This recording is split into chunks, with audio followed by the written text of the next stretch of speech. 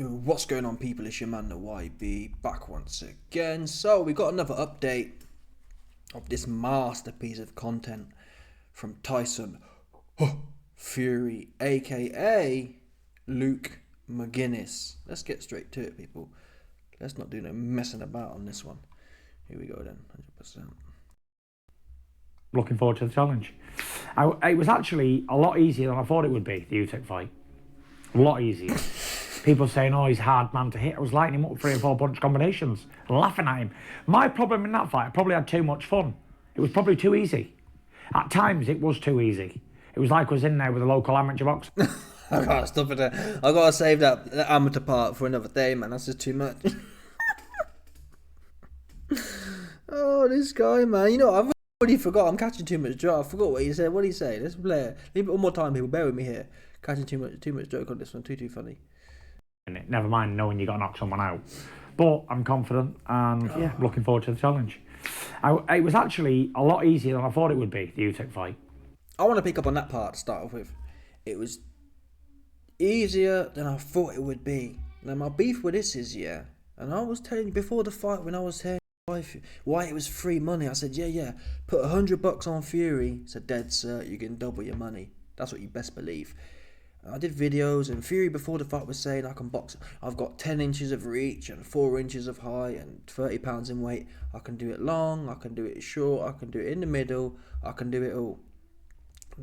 Those were his words. Well, in that first fight, I'd say there was about 3 rounds. I wouldn't say short range. Short range is what I'd say Usyk fought Fury at short range. Pressure fighter. Yeah? Fury never did that in the whole fight. Even in rounds 4, 5 and 6, I'd call that mid-range. Fury was counter. He'd let Usyk walk on, he'd get a combination off and then step off back to the back foot. So that was like mid-range, which is 3 rounds. The other 9 rounds, he was backpedaling. So already, Fury was telling us, I can do it long, I can do it in the middle, I can do it short. Long, you definitely can't do. So that option didn't happen. So for it to be easier than you thought, yeah, it's easier than you thought. It's like, well, I thought I could do it all the ways, and I could, and it was even easier doing it all the ways. That makes sense. I was boxing him long, and it was even easier than I expected. That would make sense. One of the ways was not working. In round 1, you came out backpedaling, and he clipped you right on your mouth, and your eyes went, whoop, knocked the shaitan out of your fact. I did a whole 30-minute video breaking it down frame by frame. Knocked the shaitan out of Tyson Fury in round 1. And for the rest of the fight, apart from 4, 5 and 6, you was adamantly backpedaling. You got your nose bopped in round 8, which you lost your whole head with that one, and then got knocked out and saved by the authorities in round 9. So there's no way that you found it easier than you expected. Yeah, because you expected you could do it any way you wanted. That is now categorically not a fact. And if you listen to anyone who knows boxing, or anyone, even people close to Tyson Fury, like Shane Fury, aka Shane McGuinness, they tell you, oh yes, we know the strategy now. We know what we have to do. Oh yes, big secret. Yeah, essentially, it's not rocket science. They're saying we've got to fight Usyk more up mid-range, more aggressive counter-punching like rounds 4, 5 and 6, and possibly even pressure fighting. But really, I've spent a lot of time over the last 2 months or whatever actually going back and watching Tyson Fury's fights. He's never been a pressure fighter like that. He just hasn't. Not once. Even when he fights Chisora, he's backpedaling. He's kind of mid-ranging. He's getting off and getting out. He's never been a pressure fighter ever. Now, I guess the narrative Team Fury are going to go with, let's try and imitate rounds 4, 5 and 6 more consistently over the 12. Let's start off that way. Let's get a bigger block of 4, 5 and 6. The problem with that is, though, is number 1, Tyson Fury's gas tank. I think it's evident. The evidence is he didn't do much for the first 3 rounds. Rounds 4, 5 and 6, he blew his load, and for the last 6 rounds, he did nothing. And he was looking super slow. And that was before the extra damage he took against Usyk.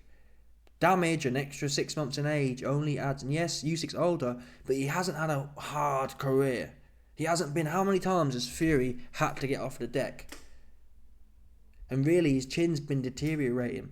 His fighter spirit has been deteriorating. When Ngannou put him down, there was no response. When Usyk put him down, there was no response. That's a deterioration. Even in Wilder 1, he came back and fought hard. In Wilder 3, he came back and fought hard. That's just not the case now. Is it unlucky? And I don't believe that. A fighter's DNA is a fighter's DNA until they get too old. We've seen it with Ali. When Ali was a great warrior, when he got old though, it goes. And the evidence is that it's gone in Tyson Fury. You don't need to be told by your corner it's time to fight now. Yeah? When Fury fought Wilder in the first fight, Ben Davison was saying after he almost got knocked out in 11th or 12th round, whenever it was, yeah, just don't engage, run. Fury took it on his own volition to put it on him. That shows you a fighter's DNA until they get too old / shot. Yeah, Fury didn't need to be told. In fact, Fury did what was contrary to his trainer, his head trainer, Ben Davison. Did the opposite. Yeah, Cunningham, he got up and did what he had to do. So, the narrative that he's got this dog in him that you need to have, even if you plan on kind of teeing off on Usyk at mid-range and being more aggressive with the counter-punching, it's a mentality, man. It's hard to keep that tenacity. Not to mention, you've got a whole other dude on the other equation of this, Usyk. He did adjust, right? Fury had great momentum in the 6th. The 7th had pretty close, and then he fell off from there. I believe because of Fury's gas tank. And also, your gas tank and your warrior spirit are intertwined. Warrior spirit can enable people to have success even when they have no gas. But when your warrior spirit's low and your gas is low because you're older or whatever, it's like a double whammy. You haven't got the oomph in your heart to do it, and you haven't got the cardio either. Usyk has both. He has the warrior's heart and he's full of beans. Again, not to mention, Tony Bellew said, Usyk actually fought outside of himself. That's the first time we've seen Usyk fight like a traditional pressure fighter. Coming in, putting it on you with his hands by his head. Usually, Usyk's having a look, he's nipping in, he's cutting angles, he's stepping out, he's dancing around kind of thing. First time ever. And there's a potential here. The more aggressive Fury is, the less Usyk has to do. Fury's never had an oppressive jab. Relevance, well, the less time you spend on the back foot, backpedaling, the more time you've got to be doing something. If you can either use your feet or your hands to keep danger off you. Fury arguably used mainly his feet in that first fight. He's always slapping his hand out. But if you're looking to stay in the mix more, you've got to keep Usyk busy with something. That's something Usyk does well. He's always got his front hand pouring and slapping you around the head. And he's pouring it, or he's jabbing you, or he's slapping you around the head. It's always busy. So if Fury starts going in the mid-range thing and starts... He's never jabbed properly though. Even when he fought Wilder, it was like a big stiff one. He's never been a popper like Lennox Lewis, ever. It's always a slappy thing. That said, when you're that big, even slappy things can keep your opponent busy. It didn't keep Usyk busy though. And that's the best Fury's jab gets. And even then, Fury had very little volume. Usyk had all the volume, yeah, and Fury was pot-shotting. Point. Fury ran out of gas, pot-shotting. Yeah? To spend more time, he's never going to pressure fight, but if he was to spend more time pressure fighting or more mid-range stuff, you've got to be more active. If you run out of gas after 3 rounds of medium effort, what you can do if you start at a higher pace earlier and try and be more consistent with it, your wheels are going to fall off. And again, not to mention, there's a chance here that Usyk changes tune. And I've been wrong in the past, and I hope I'm not wrong this time, but I think there's good evidence that Usyk could come out and maybe even make it easier for himself. I don't think he necessarily had to. From what I saw from Fury, I'm not sure he had to do all that charging forward outside of himself, which made him overly tired. That for me was the most tired I've seen Usyk, because he wasn't doing what's natural to him. He can do what he does when he fights AJ or Dubois. His shtick, he can do all day, and he ramps up. He ramped up with Dubois. He ramped up with AJ twice. Usyk had his best rounds in 10 and 11, 12 of the third fight, and in the last quarter of the fight again, in the first fight. That's what he's known for. So if Usyk can negotiate the first 6 and win 2 of them or 3 of them, Fury's wheels are going to fall off. And Fury, I don't believe, has the power to Fury caught Usyk with one of his best shots that Usyk's ever been caught with. Yes, Usyk's backed up, which any man who's got a 30-pound weight disadvantage, if he gets caught right, he's going to back up. But he didn't go down. He didn't get jelly-legged. So Fury hits Usyk with his best shot on it. Okay, it's a big shot. We've seen Lennox Lewis spark out from a similar shot, right? Big old heavyweight too. Spark out. Most heavyweights we've seen them spark out or on the floor. AJ's been on the floor. Fury's been on the floor. Wilder's been on the floor. Baggerman been on the floor. Usyk's never though. So when you look at the facts, Usyk's got the chin, the cardio. At this point, I'd say the power as well. I just don't. I can't see how you can argue Usyk ain't more powerful than Fury at this point. I struggle to see it. Because people talk about round 6 and the big shot that was landed. Fury was knocked out on his feet. Had his eyes crossed in round 1. What are we doing here? Anyway.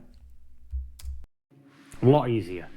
People saying, he's a hard man to hit. I was lighting him up 3 and 4 punch combinations. Laughing at him. My problem...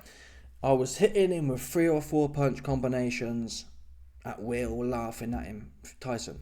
And Michelle pointed this out. She said...